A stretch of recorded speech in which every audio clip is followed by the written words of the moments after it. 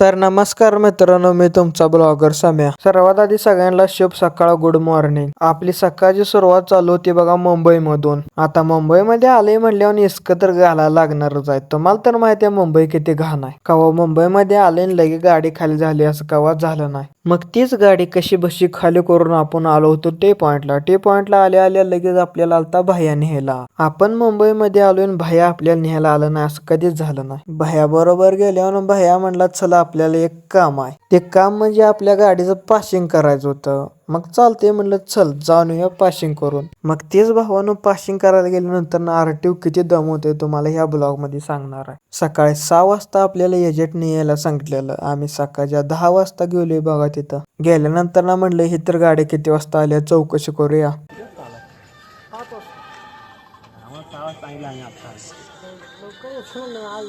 ह्या मामाला म्हटलं किती वाजता आलाय तर हे मामा म्हणला सकाळी 5 वाजता येऊन नंबर लावला. आई शपथ म्हणलं.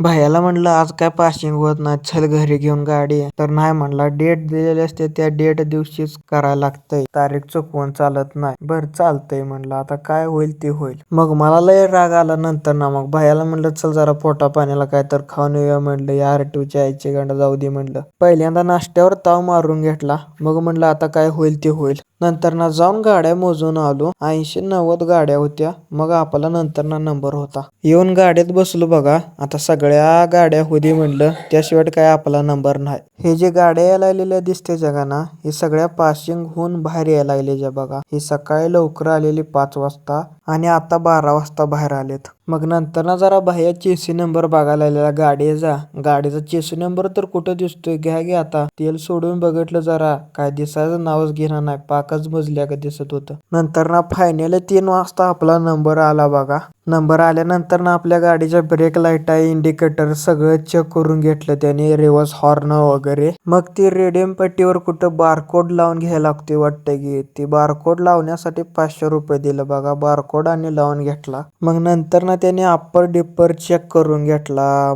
मग ते आरटीओ स्वतः गाडी चालवून बघत असतंय. मग चालवायला बसलं. मग काय, मग त्यांनी कारण काढलं की तुमचे नंबर प्लेट फेकट आहे, दिसत नाही. मग काय, तिथं पेंटर होता, त्याच्याकडे लगेच गिरवायचं चालू केलं. मग नंतर ना सगळ्यात मोठा प्रॉब्लेम म्हणजे चेसी नंबर दिसत नव्हता. चेसी नंबर काय घासून लिक्विड टाकून काढला बघा. मग ती पण प्रॉब्लेम सॉल्व्ह झाला. मग नंतर ना झाली आपली गाडी पासिंग. आता जायचं डायरेक्ट घरी. आम्ही जातो आता डायरेक्ट आमच्या घरी. आता तुम्ही पण जाता जाता फॉलो तेवढं करून घ्या.